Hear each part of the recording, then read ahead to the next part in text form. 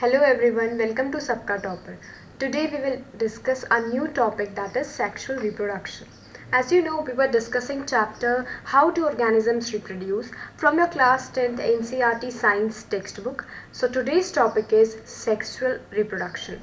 We are also familiar with modes of reproduction that depend on the involvement of two individuals before a new generation can be created.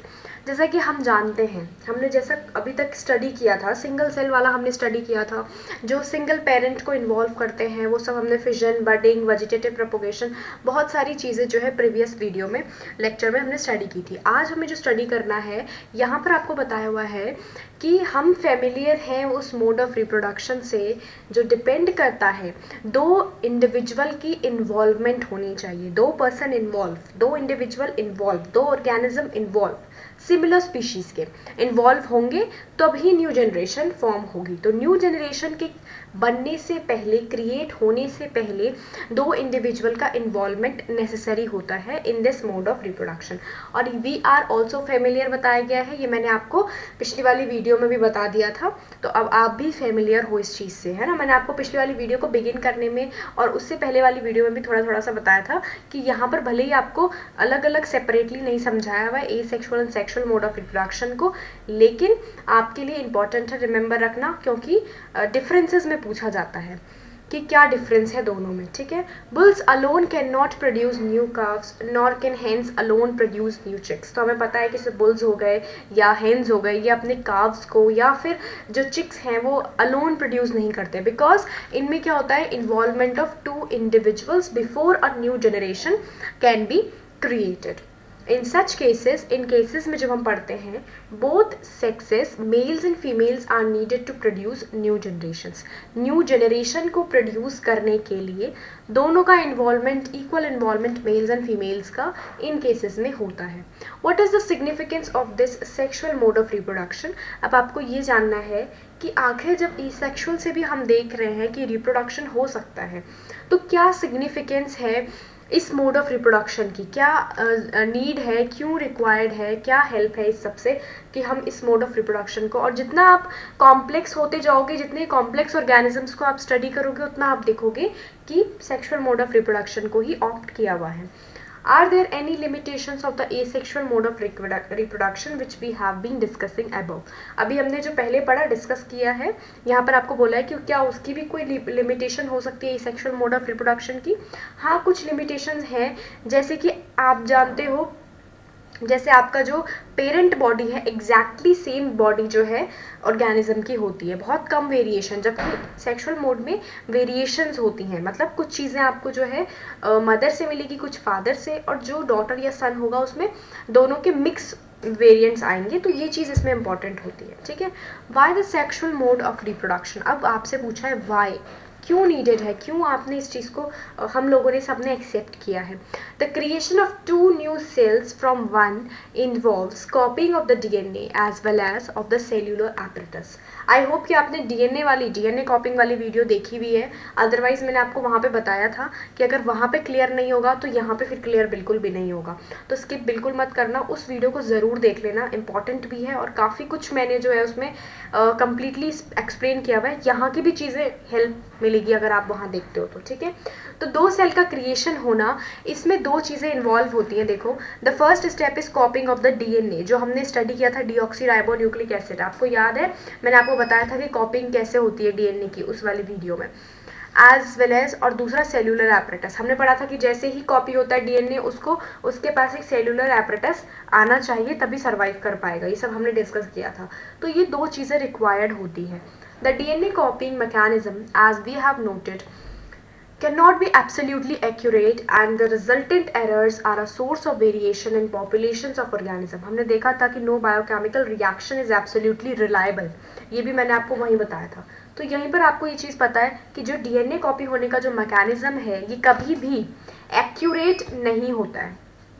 जो ये DNA कॉपिंग होती है, absolutely accurate नहीं, कभी भी identical organism नहीं develop होता है, सिमिलर होता है ना, आइडेंटिकल नहीं होता कि सेम बिल्कुल आपका पूरा हर चीज़ सेम हो, it is not possible.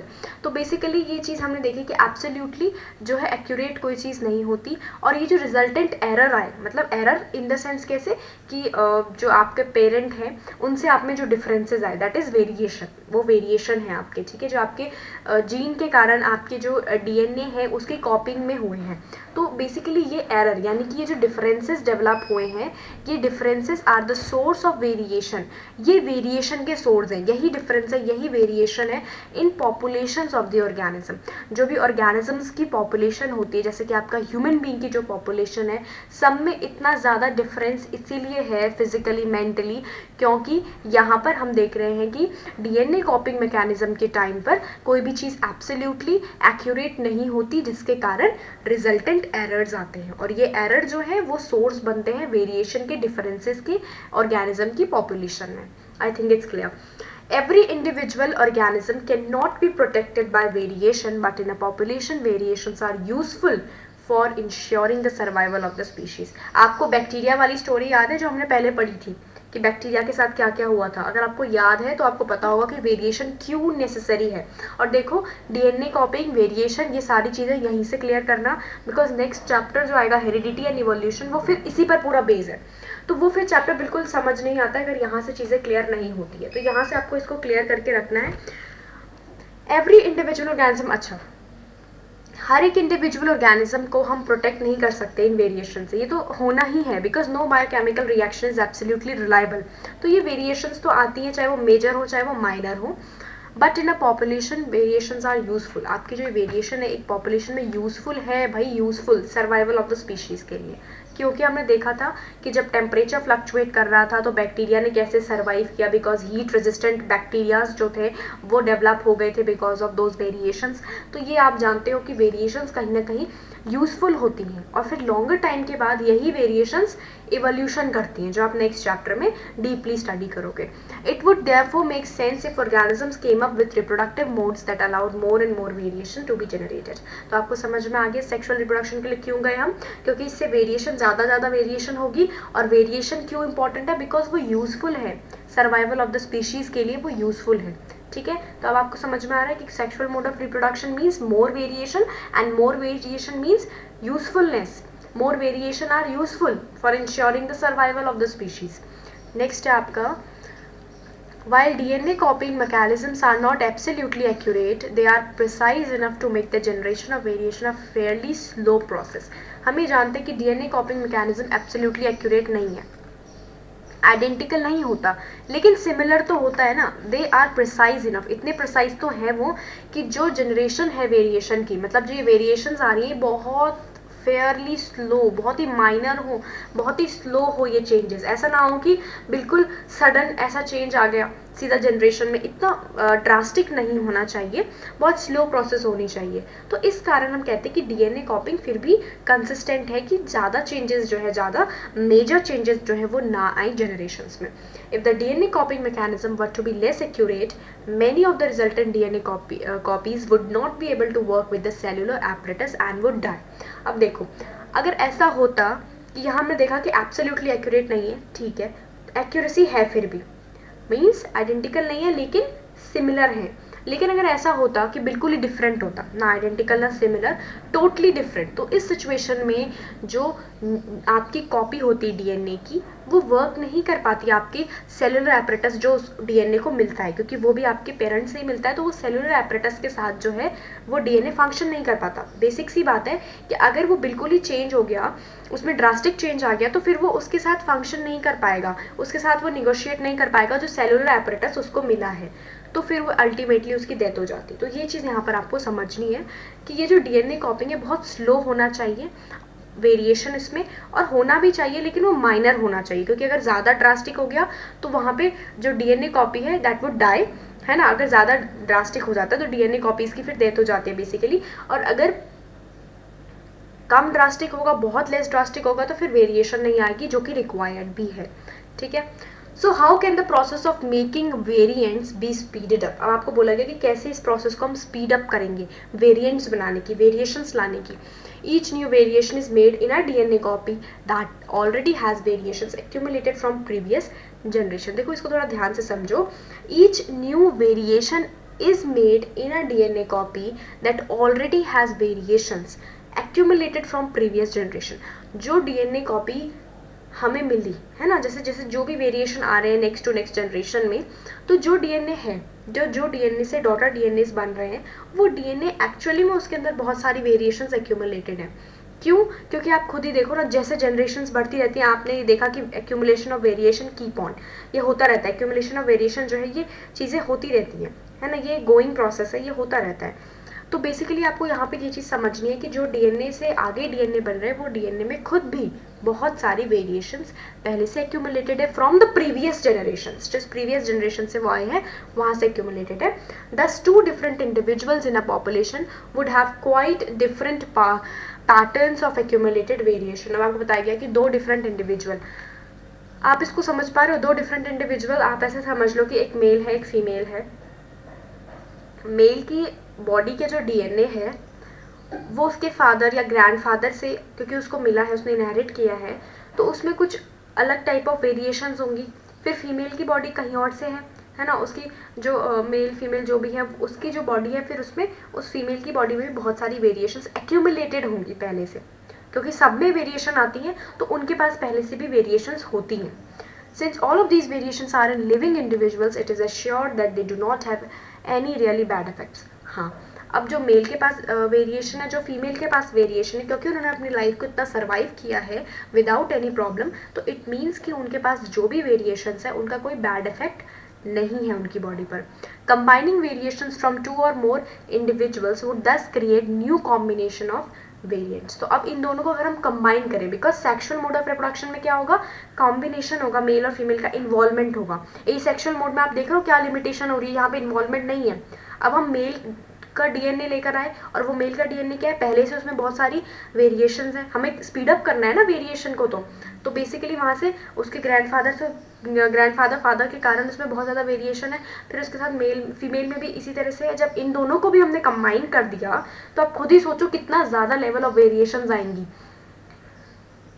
Combining variation from two or more individual would thus create new combination of variants. Each combination would be novel। ये novel होंगी क्यों? क्योंकि दोनों organisms जो थे वो अपने आप survive कर पा रहे थे, ऐसा कुछ नहीं था कि उनकी बॉडी में कुछ ill effects आए। Since it would involve two different individuals, the sexual mode of reproduction incorporates such a process, combining DNA from two different individual during reproduction। तो आपको समझ आ गया कि ये यही प्रोसेस है जिसमें डीएनए कॉम्बिनेशन दो डिफरेंट जो है ऑर्गेनिज्म, मीन्स ऑर्गेनिज्म तो नहीं, दो डिफरेंट आपके मेल और फीमेल से होता है, इंडिविजुअल से होता है। But this creates a major difficulty. लेकिन यहाँ पर आपको जो है डिफिकल्टीज भी उतनी ही है as compare to asexual. Chances ज़्यादा होते हैं लेकिन डिफिकल्टी बहुत ज़्यादा है इसमें। If each new generation is to be the combination of the DNA copies from two pre existing individual, then each new generation will end up having twice the amount of DNA than the previous generation है। देखो यहाँ से direct question exam में आता है, यहाँ पे पूरा ध्यान देना, बहुत ज़्यादा कॉन्सेंट्रेशन की ज़रूरत है इसको समझने में, ठीक है? ध्यान से सुनो, बिल्कुल अलर्ट होकर के। देखो हमने देखा, आपको ये तो पता है कि डीएनए है, उसमें क्रोमोसोम नंबर है, वो सब कुछ रिक्वायर्ड है, ये सब आप 9th में पढ़ चुके हो, ठीक है, सेल्स में, कि किसका क्या फंक्शन है, क्या हेरिडिटी के लिए इंपॉर्टेंट है। तो मेल और फीमेल अगर दोनों को हम कंबाइन कर दें sexual mode of reproduction, so basic सी बात है कि डीएनए कॉपिंग के टाइम पे जो ऑर्गेनिज्म आएगा, मीन्स जो भी सन डॉटर होंगे उनके पास डबल नंबर होंगे डीएनए कॉपी में। आपको ये चीज़ समझ में आ रही है कि डीएनए कॉपी जो होगी उसमें डबल नंबर आ जाएंगे, जनरेशन के क्रोमोसोम नंबर डबल हो जाएगा, है ना? तो बेसिकली यहाँ पे क्या होता है कि जब ऐसा डबल यहाँ पे क्रोमोसोम नंबर होगा, फिर जब वो जो सन हुआ सपोज या डॉटर हुआ, जो भी ऑर्गेनिज्म आया, उसके अगर डबल नंबर ऑफ क्रोमोसोम है, फिर जब वो किसी और के साथ मीटिंग करेगा तो फिर वहाँ पर भी डबल नंबर ऑफ क्रोमोसोम। तो इस तरीके से तो क्रोमोसोम के नंबर बढ़ते ही चले जाएंगे एक टाइम के बाद तो बहुत ज़्यादा हो जाएंगे ये नंबर, मतलब मल्टीप्लाई होता जाएगा ना, 20 + 20 40, देन 40 + 40 80, इस तरीके से बढ़ता जाएगा। तो यहाँ पर ये प्रॉब्लम हो जाती है, डबल हो जाता है number. This is likely to mess up the control of cellular apparatus by the DNA. इससे जो सेल्यूलर एपरेटस का कंट्रोल है फिर वो मेसअप हो जाता है। Besides if each generation doubles its DNA fairly soon there will be only DNA on earth, will no room for anything else. तो ये बताया गया है कि अगर इस तरीके से डबल्स होंगे डीएनए तो एक ऐसा टाइम आएगा जब अर्थ पे सिर्फ डीएनए ही डीएनए होगा और कुछ भी नहीं होगा। How many ways can we think of for solving this difficulty. अब क्या वेज हैं जो हम इस डिफिकल्टी को सॉल्व कर सकते हैं। देखो इसके लिए हमारी बॉडी ने बहुत ही अच्छा एक मैकेनिज्म बनाया है और इसको आपको समझना है अच्छे तरीके से क्योंकि ये एग्जाम में भी आएगा। ठीक है, ये आपने यहाँ तक समझा कि क्या हुआ, ये तो आपको एक क्वेश्चन आपके सामने रखा कि कैसे आप इस डिफिकल्टी से कोप अप करोगे, लेकिन यहाँ पर आपको आंसर मिल रहा है। We have seen earlier that as organisms become more complex, the specialization of tissue increases. आपने ये चीज़ तो पढ़ी है कि जैसे जैसे ऑर्गेनिज्म कॉम्प्लेक्स होते जाते हैं टिश्यू का स्पेशलाइजेशन इंक्रीज होता है। हमने देखा था कि कैसे सेल लेवल पे होता है ना, प्रोटोप्लाज्मिक लेवल से स्टार्ट हो जाते हैं ऑर्गेनिजम्स का जो बॉडी डिफरेंशिएशन है, फिर सेल लेवल आता है, टिश्यू बनते हैं, ऑर्गन सिस्टम बनते हैं, डिवीजन ऑफ लेबर भी आता है। ये भी हमने पहले पढ़ लिया है कि हमारी बॉडी में मल्टी सेलुलर ऑर्गेनिजम्स की बॉडी में एक डिफरेंट जिनके बॉडी ऑर्गेनाइजेशन बहुत ऊपर तक है, बॉडी डिफरेंशिएशन जो है ऑर्गन सिस्टम तक पहुंचा हुआ है, उनका एक सिस्टम बनाया हुआ है, डिफरेंट सिस्टम जो सिर्फ रिप्रोडक्शन के लिए डिवोटेड है। ठीक है, जो कि ऐसा यूनिसेलुलर में नहीं है। One solution that many multicellular organisms have found for the problem mentioned above is to have special lineages of cell in specialized organs which have only half the number of chromosome and half the amount of DNA as compared to the non-reproductive body cells. अब यहाँ पे multicellular organisms के पास क्या है, देखो इनके पास special लीनिएजेस of sales हैं। Sales एक different type of cells present है इनकी बॉडी में जो इसी वर्क के लिए डिवोटेड है फॉर रिप्रोडक्शन। स्पेशलाइज्ड ऑर्गन्स में, ये ऑर्गन्स को भी हम डिस्कस करेंगे। ठीक है, ये ऑर्गन्स कहाँ है, क्या लोकेटेड है, क्या है, सब कुछ डिस्कस करेंगे। स्पेशलाइज्ड ऑर्गन्स में प्रेजेंट है और यहाँ पे half the number, remember half the number of chromosome is present है। हाफ होते हैं मीन्स हाफ से आप समझ रहे हो। अब आपको लॉजिक लग रहा है थोड़ा इसमें कि मैंने 20 + 20 बोला 40 हो जाएगा, लेकिन अगर वो हाफ हाफ कर दिया हमने 10 + 10 तो 20 ही हो जाएगा। मीन्स उनकी पूरी बॉडी में क्रोमोसोम नंबर उतने ही हैं, लेकिन जो पार्ट डीएनए के लिए अपना वो कंट्रीब्यूट करेगा वहाँ पर हाफ होते हैं। Half the amount of DNA भी इसमें प्रेजेंट है as compare to the non reproductive body cells. दूसरे बॉडी सेल्स जो नॉन रिप्रोडक्टिव है उनसे हाफ प्रेजेंट होते हैं, जिनको सेक्सुअल मोड ऑफ रिप्रोडक्शन को ऑप्ट करना होता है। Thus when these germ cells, इनको जर्म सेल्स कहते हैं। ठीक है, रिमेंबर इनको जर्म सेल्स कहते हैं जो इस वर्क के लिए डिवोटेड होते हैं, इस वर्क के स्पेशल लीनिएजेस जो होते हैं इनको जर्म सेल्स कहते हैं। From 2 individuals combined during sexual reproduction to form a new individual. तो इस तरीके से जब दो हाफ ऑफ कंबाइन होंगे तो फुल बना देंगे, नॉर्मल सी बात है। It results in reestablishment of the number of chromosomes and the DNA content in the new generation. तो इस तरीके से प्रॉपर डीएनए कॉन्टेंट जो है नंबर पूरा प्रॉपर उनको मिलता है। अब if the zygote is to grow, अच्छा आपको जाइगोट पता है क्या होता है, जब मेल और फीमेल रिप्रोडक्शन के प्रोसेस के बाद जो फर्स्ट एग डेवलप होता है जिसमें डीएनए कंटेंट जो हमने देखा वो प्रॉपर होता है, वो जाइगोट कहलाता है। फर्टिलाइजेशन के बाद ये होता है, इसको भी आप आगे भी पढ़ोगे। जाइगोट इज टू ग्रो, अब जो जाइगोट बना है वो ग्रो होगा, ठीक है, and develop into an organism which has highly specialised tissues and organs. ठीक है, जाइगोट कैसे डेवलप हुआ आपको समझ में आया। मेल और फीमेल के रिप्रोडक्शन, जब सेक्सुअल रिप्रोडक्शन इंटरकोर्स के बाद जो है एक जाइगोट डेवलप होता है और ये फर्टिलाइज्ड एग होता है जाइगोट, और फिर इसमें डेवलपमेंट होती है। तो यहाँ बताया गया है कि अगर इस जाइगोट को ग्रो होना है और डेवलप होना है एक ऑर्गेनिज्म में, यही डेवलप होता है, और ये पहले यूनिसेलुलर होता है as according to the cell theory, फिर multi cellular which has highly specialised, इसमें highly specialised tissues and organs इसको बनाने हैं। Then it has to have sufficient stores of energy for doing this. अब इसको एनर्जी भी चाहिए, यूनिसेलुलर से मल्टी सेलुलर बनना, मल्टी सेलुलर से फिर ऑर्गन्स, टिश्यूज, सेल सब कुछ अपने अंदर बिल्ड करने के लिए इसको एनर्जी चाहिए। In very simple organisms, it is seen that the two germ cells are not very different from one another or may even be similar। जैसा कि आपने पहले भी पढ़ा है, बहुत सारे सिंपल ऑर्गेनिजम्स में हमने देखा था कि दो जर्म सेल्स वर्क कर रहे होते हैं वो बहुत डिफरेंट नहीं होते और किसी किसी में टोटली सिमिलर भी होते हैं, जो आपने स्टडी कर लिया है। But as the body designs become more complex the germ cells also specialise. जैसे जैसे बॉडी डिज़ाइंस कॉम्प्लेक्स होती हैं, ये जर्म सेल्स जो होती हैं भी अलग तरीके से स्पेशलाइज हो जाती है। अभी आप जब ह्यूमन बीइंग का स्टडी करोगे तो अभी आपको समझ में आएगा। One germ cells is large and contains the 4 stored by the other is smaller likely to be motile.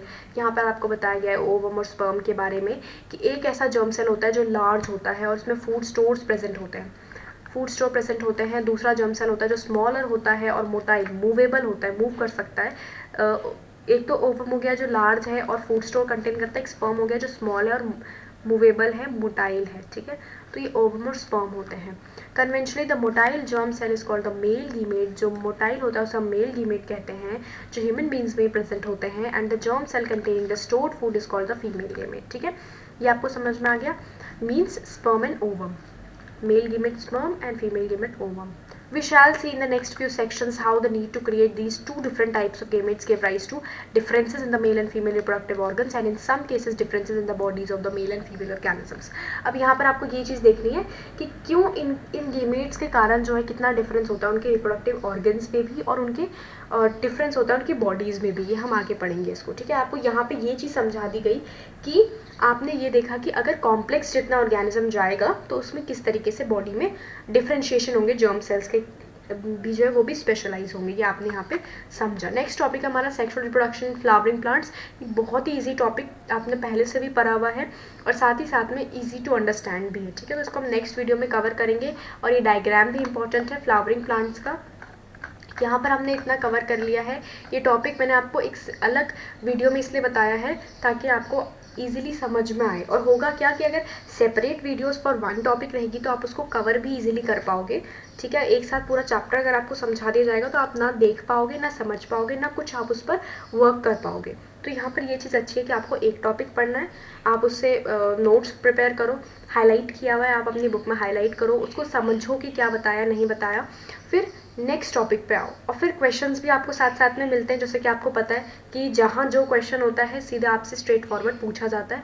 आप लोग कमेंट भी कर रहे हो, दैट्स गुड, ठीक है। सो चैनल को सब्सक्राइब ज़रूर कर देना ताकि ब्यूटीफुल कंटेंट जो है वो आपको मिलता रहे। और अगर कोई क्वेरी है तो कमेंट ज़रूर करना और साथ ही साथ में जो है वीडियो को लाइक ज़रूर कर दो। Thanks for watching.